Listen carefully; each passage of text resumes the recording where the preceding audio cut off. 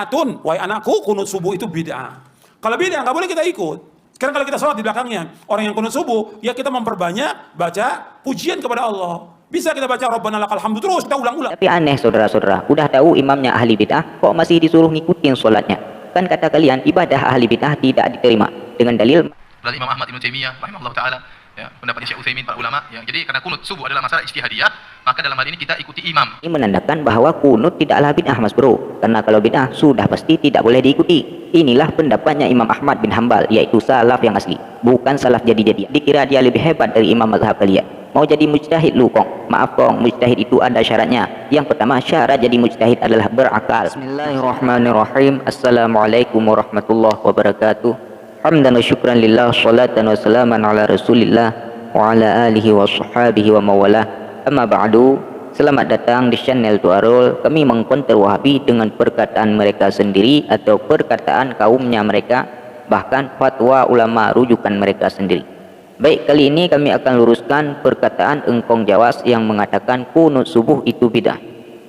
Dan jika kita sholat di belakang imam yang kunut subuh, kata Kong Jawas, jangan ikut kunutnya, tapi ulang-ulang saja pujian-pujian terhadap Allah. Entah Engkong Jawas ini lagi sadar atau tidak ketika beliau berfatwa demikian, yaitu mengulang-ulang bacaan pujian.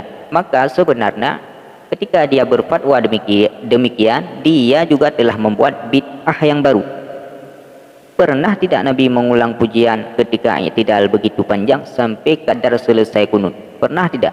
Pernah tidak sahabat tabi'in 4 imam mazhab melakukan demikian? Kalau tidak pernah, berarti ente mengerjakan bid'ah juga kong.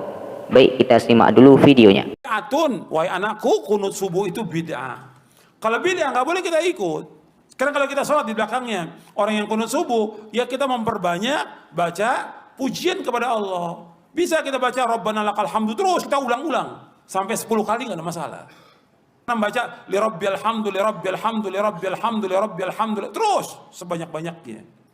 Saat itulah saat memuji kepada Allah. Mereka kunut, biarkan mereka kunut, kita baca pujian kepada Allah, jangan ikut kunutnya dia. Jadi Kong Jawas di sini jelas-jelas membid'ahkan kunut dan melarang makmum untuk kunut jika imamnya berkunut dengan alasan jangan ikut bid'ahnya.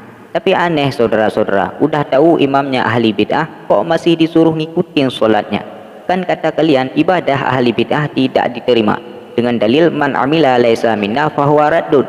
Siapa yang beramal bukan dari ajaran kami, yaitu amalan bid'ah, maka tertolak amalnya. Udah tahu amalan orang berkunut tertolak, kok kalian masih mau ikut? Terserah kalian ikut kunutnya atau tidak. Yang ingin saya tanyakan, kok kalian masih ikut sholatnya ahli bid'ah? Padahal sudah jelas-jelas tertolak sholatnya karena melakukan kunut yang bid'ah. Dan juga kalau kunut itu bid'ah, maka setiap bid'ah sesat, dan setiap yang sesat masuk neraka. Kok kalian masih mau berimam dengan orang yang sesat? Kok kalian masih ikuti sholatnya orang yang sudah kalian masuki ke neraka? Aneh memang ente kok. Harusnya kalau memang kunut itu bid'ah, sesat, ya jangan ikuti imamnya, bukan malah menyuruh mengulang-ulang baca pujian. Karena itu juga bid'ah mas bro, tidak pernah dicontohkan Nabi. Paham? Ya ma'asyaral muslimin, sobat Tuarul yang dirahmati Allah. Namun pernyataan Kong Jawas ini malah ditentang oleh Firanda saudara-saudara. Yuk simak dulu videonya Firanda. Saat kita, sikap kita saat sholat berjamaah imam baca kunut. Kalau imam baca kunut kita ikut kunut. Ya, ini pendapat jumhur ulama, ya.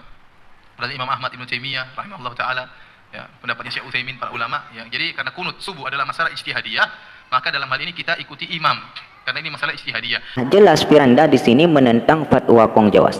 Menurutnya kunut adalah perkara khilafiyah ulama. Jadi jika imamnya kunut subuh, maka ikut kunutnya. Ini menandakan bahwa kunut tidaklah bid'ah mas bro. Karena kalau bid'ah sudah pasti tidak boleh diikuti. Inilah pendapatnya Imam Ahmad bin Hambal, yaitu salaf yang asli, bukan salaf jadi-jadian. Menurut Firanda juga bahwa jumhur ulama dari golongan Wahabi, baik Ibnu Taimiyah, Utsaimin, Albani dan lainnya itu berfatwa demikian. Cuma Kong Jawas saja yang ngaco fatwanya dan juga menentang ulamanya sendiri. Dikira dia lebih hebat dari imam mazhab kalian. Mau jadi mujtahid lu Kong, maaf Kong, mujtahid itu ada syaratnya. Yang pertama syarat jadi mujtahid adalah berakal. Nah selama syarat yang pertama ini belum terpenuhi, maka jangan jadi mujtahid dulu ente Kong Jawas. Ya ma'asyaral muslimin rahimakumullah.